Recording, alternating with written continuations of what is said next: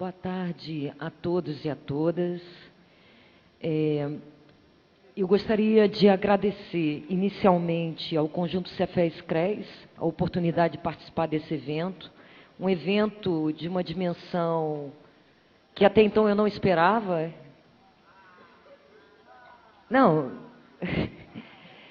eu acho que o acesso forçado dos estudantes ao auditório nos deu o tamanho e a magnitude do quanto esse evento acabou superando as expectativas, né? E queria também aqui agradecer o Conjunto Cefés-CRES a oportunidade de compor uma mesa junto a Elaine e Simone e poder aqui fazer o diálogo, estabelecer o diálogo sobre a questão do SUAS e o trabalho do assistente social. É óbvio, eu estou muito tranquila quanto a isso, que desse diálogo não necessariamente teremos só consenso. Teremos também a possibilidade do dissenso. E não acho isso ruim. Acho que isso faz avançar, nos faz amadurecer nas posições teóricas e políticas e nos põe o desafio, na verdade, de fazer a crítica franca e fraterna das nossas diferentes posições. O que exige, sobretudo, para que ela seja franca e fraterna, o rigor da crítica. Sem o rigor da crítica, não é possível o diálogo respeitoso de diferenças. Mesmo sabendo que não temos necessariamente um consenso com relação à avaliação do SUAS e dos impactos que o sistema traz para o trabalho dos assistentes sociais, eu gostaria de começar por algo que me parece ser bastante consensual e tranquilo entre nós, não só aqui na mesa, mas com relação também à plenária. Avaliar o SUAS, tema tão caro ao serviço social brasileiro, não é uma tarefa fácil. Há aí pelo menos vislumbro, duas grandes dificuldades que precisam ser enfrentadas.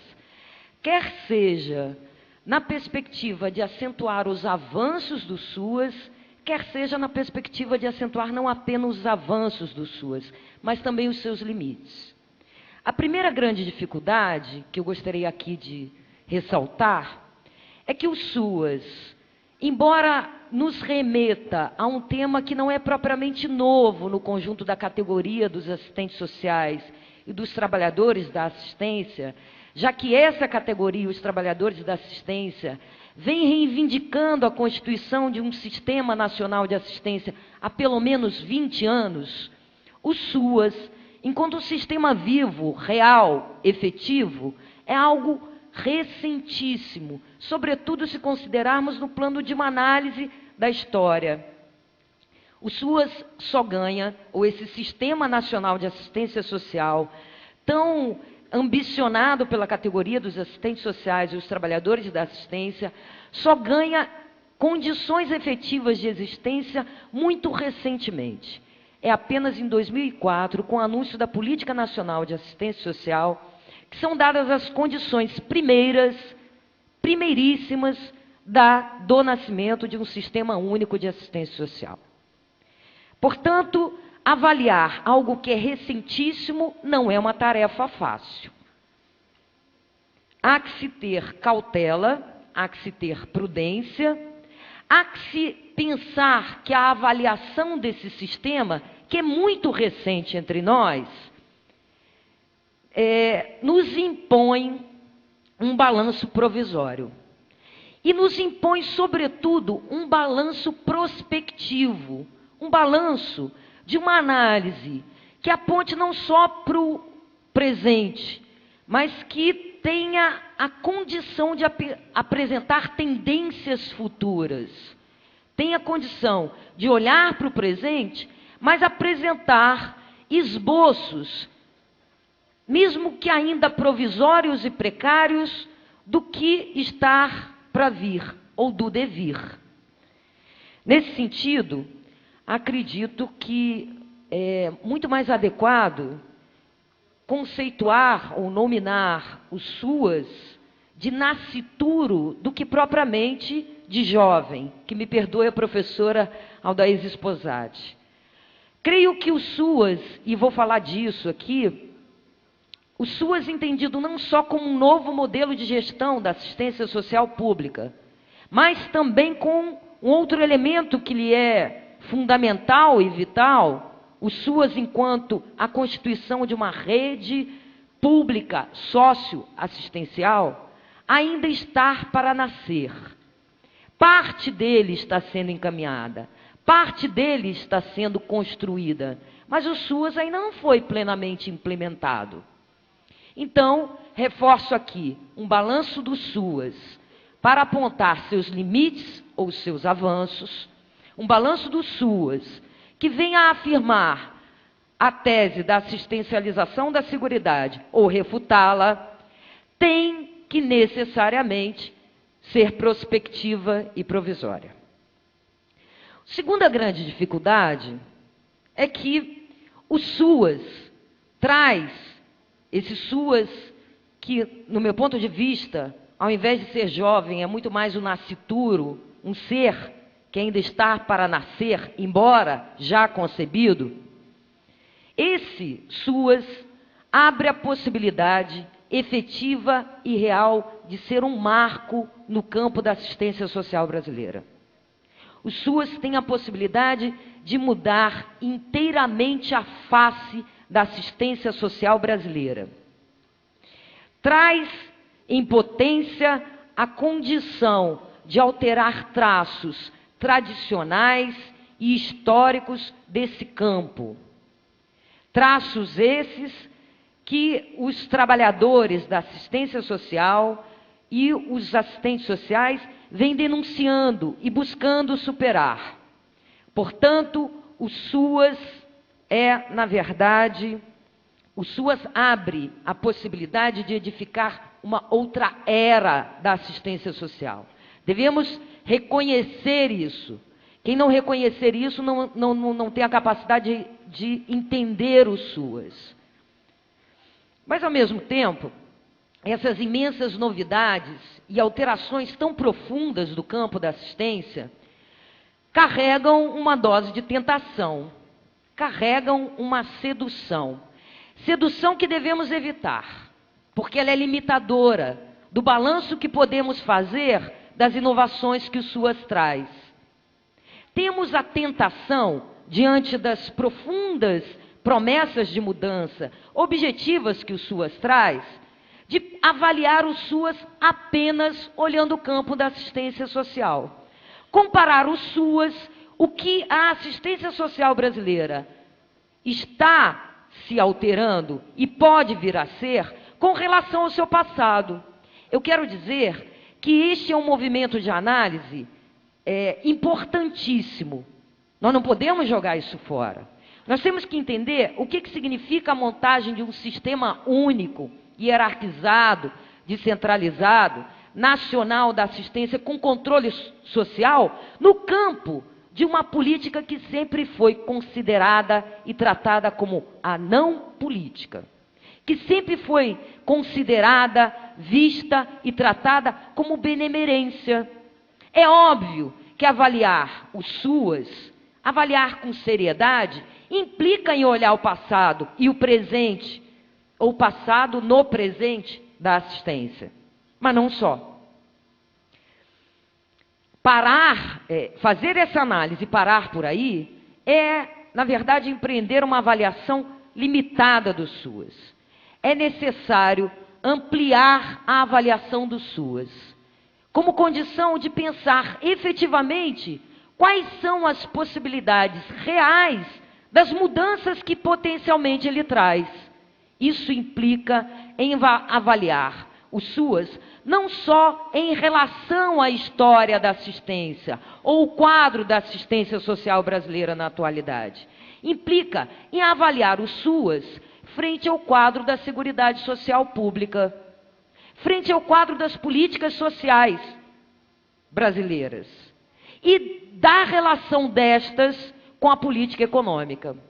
Ou seja, é tentar esboçar um quadro, tal como Elaine sugeriu, rodriguiano, que permita auferir aquilo que é avanço, mas aquilo que no contexto mais amplo, no contexto da seguridade social e no contexto da política econômica, impedem os avanços, ou trazem nós para os avanços, ou ressignificam os avanços. Tentei, e é aqui vocês vão poder tirar isso à prova e até me questionar nesse sentido, fiz um esforço de aprofundar o que já venho acumulado da discussão sobre a assistência social brasileira hoje, buscando enfrentar essas duas dificuldades.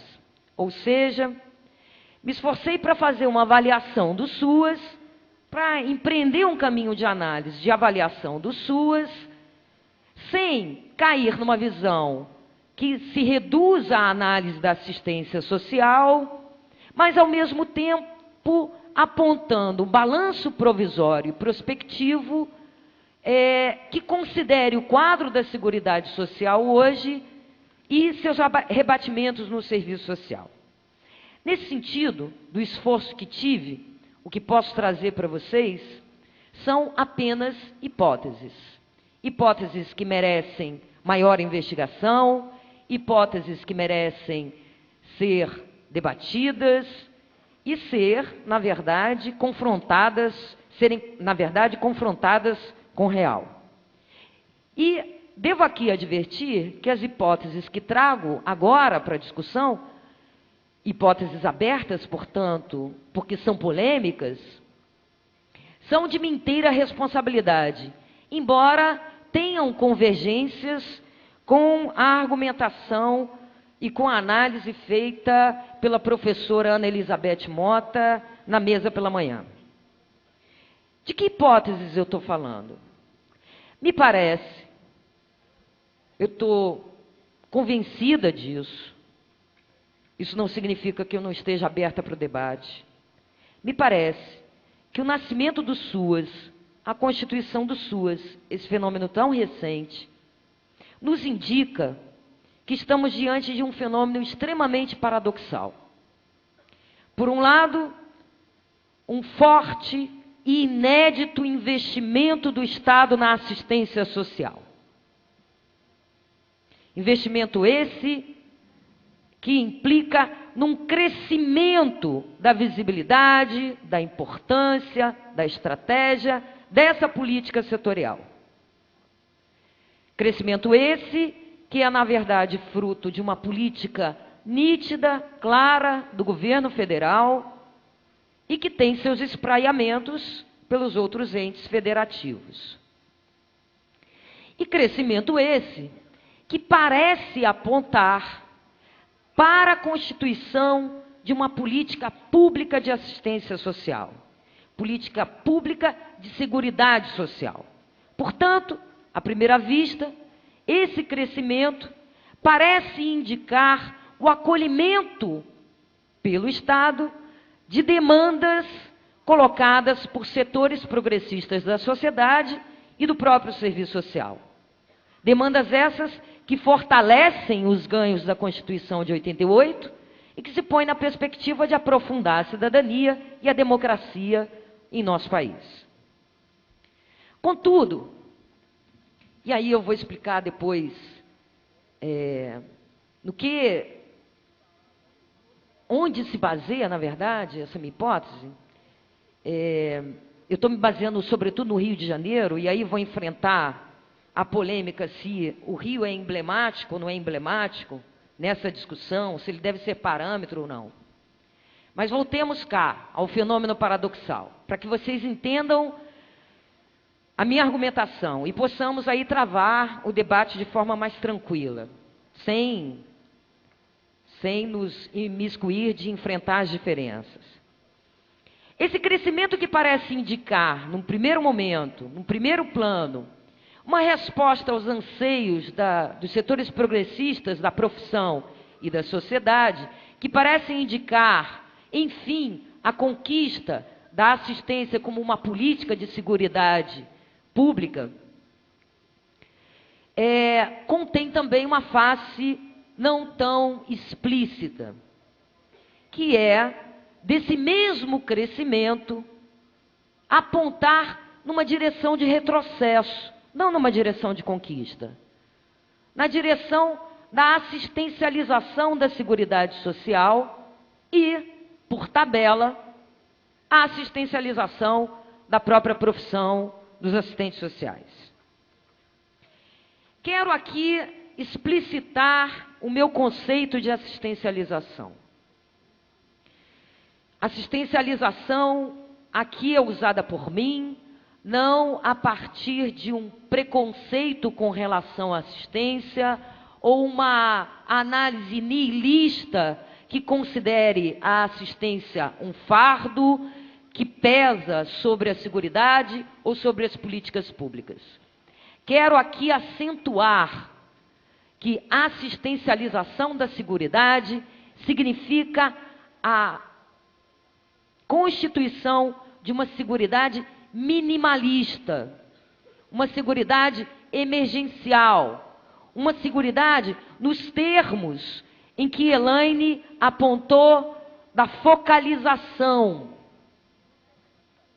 E quero aqui acentuar também o quanto essa visão da assistencialização da seguridade tem convergência com aquilo que o Serviço Social Brasileiro, nos anos 80, analisava criticamente com relação às políticas sociais e com relação à assistência social.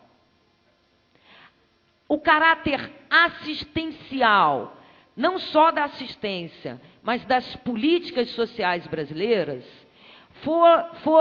foi objeto de crítica, objeto de dura crítica por parte do Serviço Social Brasileiro, num livro publicado pela Cortez, na década de 80, mais precisamente em 1985, intitulado A Assistência na Trajetória das Políticas Sociais. O conceito de assistencialização da seguridade e do serviço social que utilizo tem muita afinidade com essa crítica ao caráter assistencial. Como era definido esse caráter assistencial? Nesse livro que relembrei agora mesmo. O assistencial era sinônimo de uma ação governamental paliativa, imediatista, compensatória, em face das necessidades das classes populares e da força de trabalho.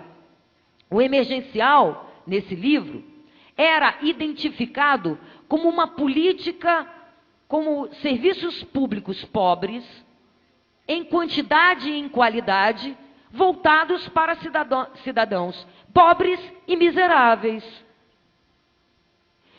Quando me refiro ao risco da assistencialização, me refiro ao risco do caráter assistencial, que sempre marcou a assistência social e as políticas sociais brasileiras. Acredito também, e aqui eu vou tentar demonstrar, que a assistencialização, tal como bem frisou Elaine, a assistencialização da seguridade do serviço social não é um mito. Ela não é uma ilusão. Ela não é um produto da academia que está descolada da realidade. Ela é fato. E ela avança no Rio de Janeiro.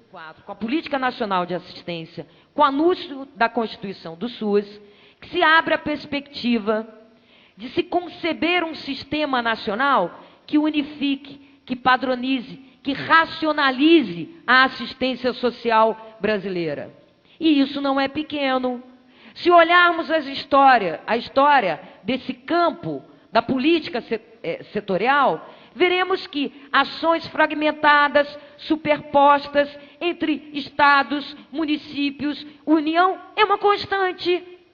A mera definição, e digo mera não no sentido de menosprezo, mas de a simples definição dos papéis dos entes federados no campo da assistência é um enorme ganho. A definição do papel do Estado no campo da assistência é um excelente ganho. Isso não pode ser menosprezado. Além de unificar, padronizar, racionalizar a assistência, o SUAS abre a possibilidade de algo que também é extremamente importante. A possibilidade ou a potência de profissionalizar a assistência. Isso não pode ser considerado como um ganho menor. Sobretudo, um campo da política social brasileira marcado pela benemerência, pela cultura da benemerência, e marcada, sobretudo, pelo clientelismo, pelo fisiologismo, pelo primeiro-damismo.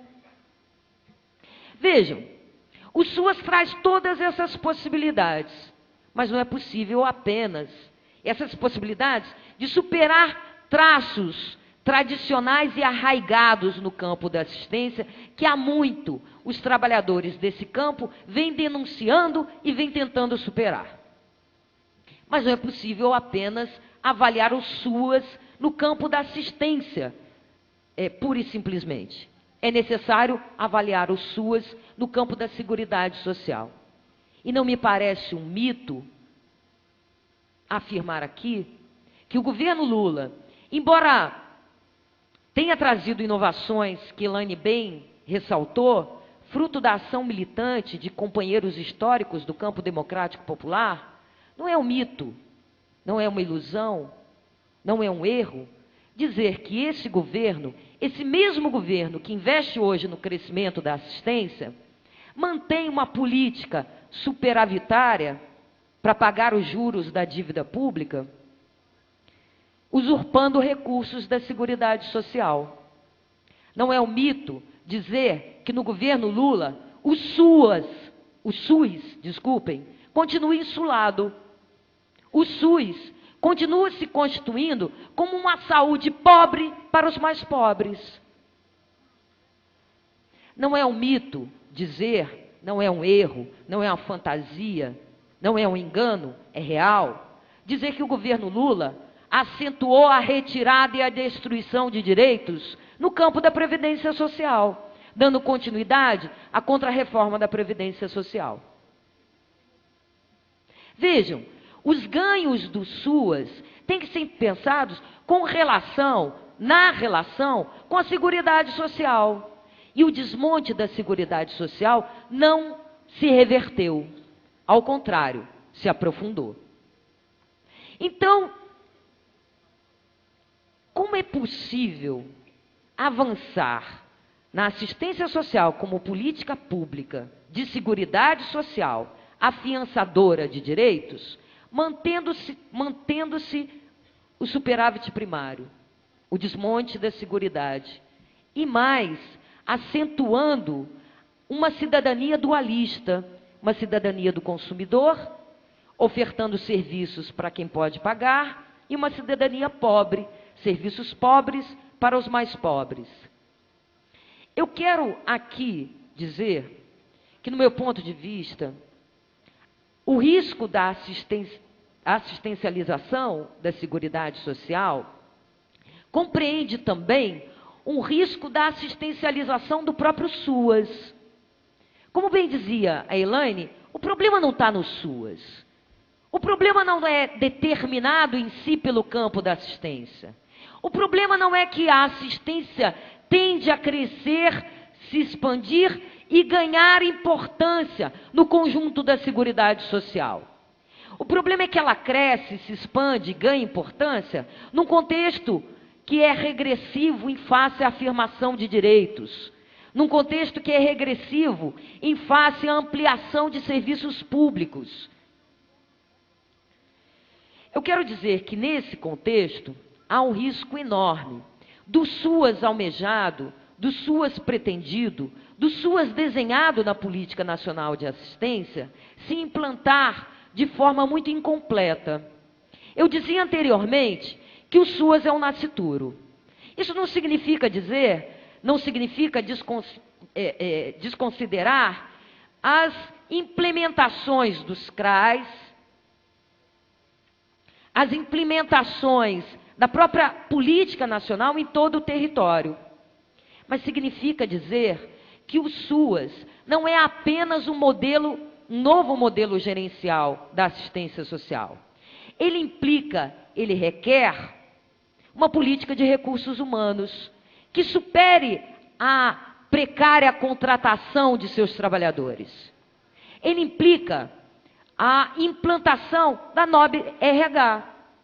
Ele implica a efetiva implementação do SUAS, implica a disponibilidade de recursos públicos para a implantação efetiva de uma rede socioassistencial e uma rede pública socioassistencial. As conferências nacionais de assistência vêm demonstrando de forma muito cabal a quantidade de municípios, estados e regiões que reclamam a urgência da constituição da rede socioassistencial.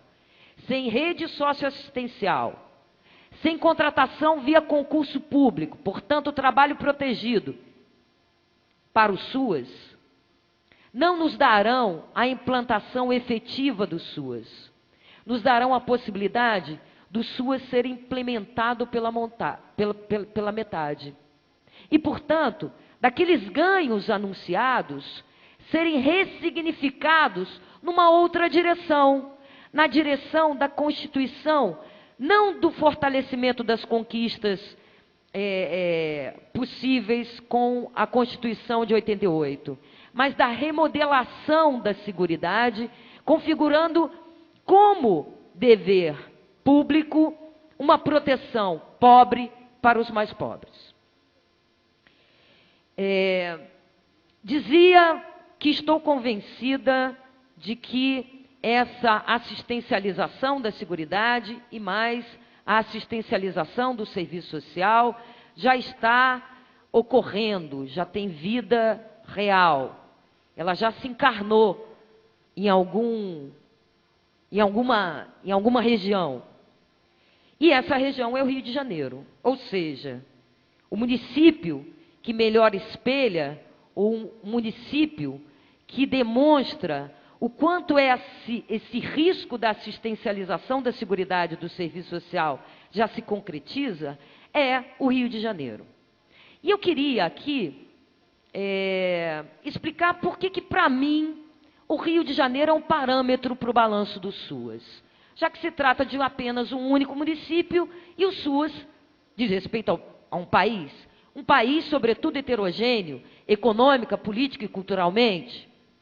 Por que o SUAS, no Rio de Janeiro, pode ser considerado como caso emblemático do risco da assistencialização da Seguridade e do serviço social?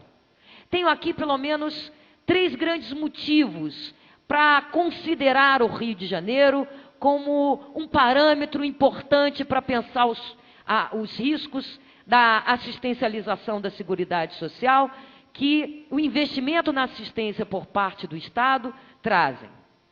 O primeiro deles é que o Rio de Janeiro construiu seu sistema municipal de assistência pouquíssimos anos antes do SUAS, mas em perfeita sintonia com as diretrizes da política nacional. A sua Constituição e o seu desenvolvimento não ferem as metas, os princípios e a lógica da política nacional de assistência. Sobretudo no seu modelo de gestão. Atenção, eu não falava que o SUAS pode ser implantado pela metade? Então vejam, aqui, e até muito mais do que nos outros municípios, o Rio de Janeiro fez seu dever de casa. É um dos poucos municípios que conta com um número bastante significativo de CRAs, cerca de 49 CRAs, até onde eu acompanhei.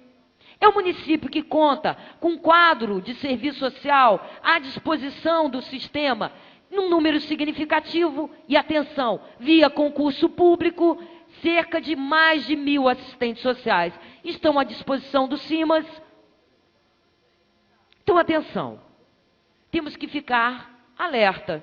Não dá para dizer que o Rio não é emblemático, que o Rio não é parâmetro, a não ser que provemos que o Rio construiu seu sistema municipal em confronto, em contradição, em oposição, em rota de colisão com as diretrizes, os princípios e a lógica da Política Nacional de Assistência. E eu acho que isso não é possível dizer. Mas há um outro elemento, um elemento que eu julgo significativo.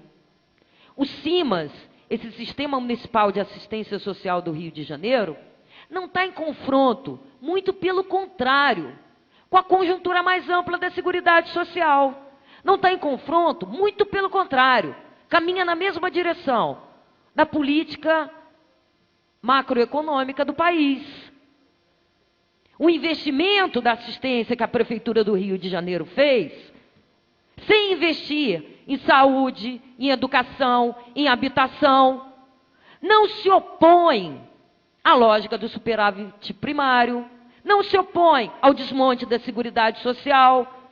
Então vejam, não podemos pensar de forma estreita que a lógica do Sistema Municipal do Rio de Janeiro não é exportável para outras regiões. Ela é. Que o diga Juiz de Fora. Agora, há um terceiro elemento, que eu considero menor, mas não necessariamente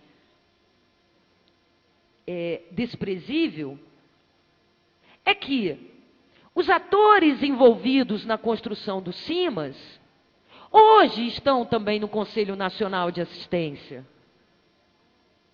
Estão no CONGEMAS.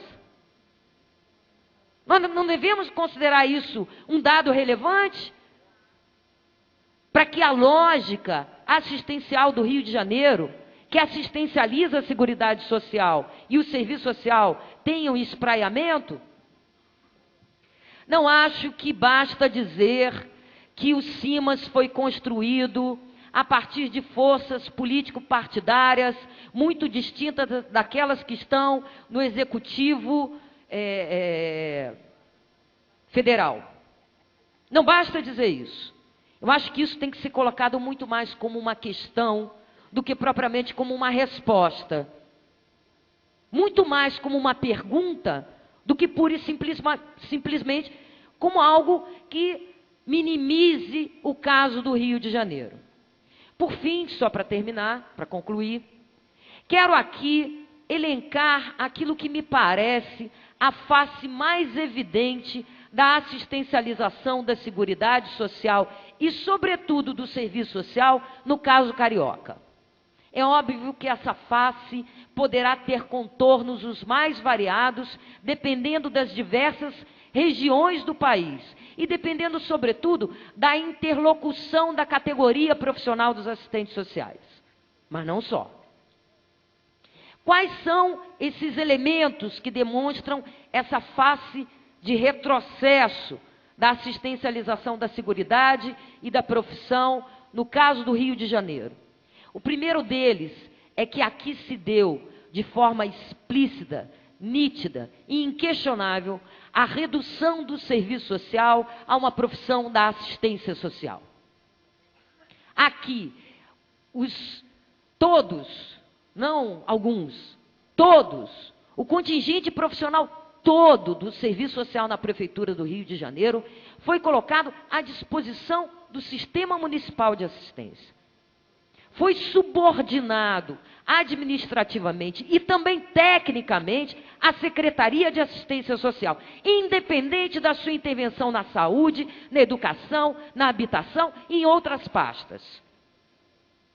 Isso significou a subjugação do trabalho cotidiano dos assistentes sociais à lógica assistencial.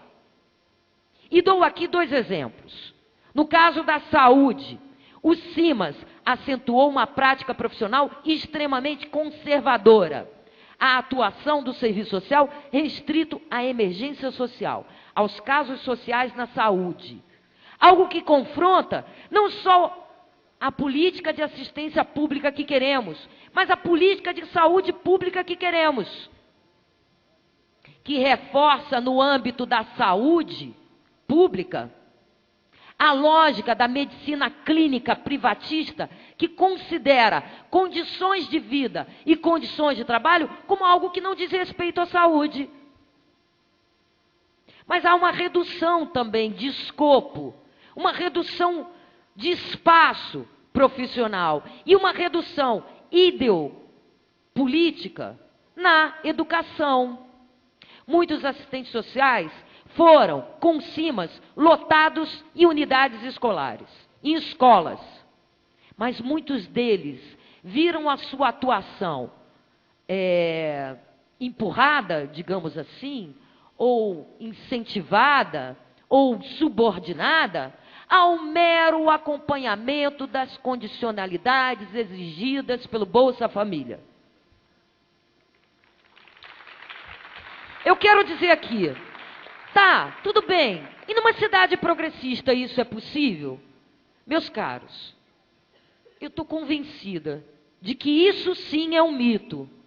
Falar que a assistência social consegue ser uma política de seguridade pública e reforçar o acesso universal às políticas sociais, fortalecendo a saúde e a educação pelo condicionamento, pelo cumprimento das condicionalidades do Bolsa Família. E eu quero dizer que essa é uma fala do ministro de Desenvolvimento Social. O investimento no Bolsa Família, exigindo a condicionalidade da saúde e educação, é a perspectiva da universalização, não só da assistência, mas da saúde e da educação. Eu acho isso complicado, eu acho isso um mito. Então vejam, notem cá, isso não é um problema só do Rio de Janeiro, ou dos DEM, antigo PFL. Isso é um problema que se põe se não se investir em políticas públicas de seguridade social. E uma seguridade para além daquela que a Constituição conseguiu conquistar, que implica em tudo aquilo que está no artigo 6º da Constituição Federal. Mas vejam bem, só quero terminar dizendo o seguinte. Aqui no Rio de Janeiro se operou uma redução do serviço social à assistência, ou melhor, ao assistencial. O serviço social é chamado no seu cotidiano a desempenhar uma tarefa própria às demandas da conjuntura neoliberal, a desempenhar um papel de pronto-socorro social e, ao mesmo tempo, da tutela do usuário. O que eu quero dizer, podemos não ter consenso com relação a isso. Mesmo com os argumentos que utilizei, pode ser que alguns companheiros ainda achem que o Rio é algo que não deve ser levado tão a sério assim. Tá, eu vou dizer tudo bem. Mas, de qualquer forma, o que eu quero fechar aqui, para que a gente possa fazer o debate, é que, se, de fato, o que se avizinha, o que nos ameaça, o que ameaça o próprio SUAS em seus avanços, é a possibilidade da constituição de uma seguridade social pública minimalista, voltada para os mais miseráveis, compensatória. Se isso é algo real e não um mito, a reestruturação da Seguridade Social implicará inexoravelmente uma reestruturação do campo de atuação do serviço social.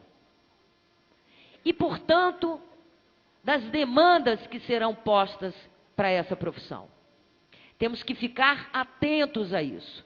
Se o que nos avizinha é o retrocesso em face da proteção social pública, em face da garantia de direito, nos está próximo também o retorno de elementos neoconservadores, o retorno de uma prática que nos lembra muito mais o passado da profissão do que esse serviço social, digamos, de cara nova, logo após o Congresso da Virada, um serviço social crítico, comprometido com direitos, um serviço social que, na verdade, se nega a exercer o papel de tutelar o usuário e que se lança na luta pelas conquistas dos direitos sociais e no combate às desigualdades sociais. Obrigada.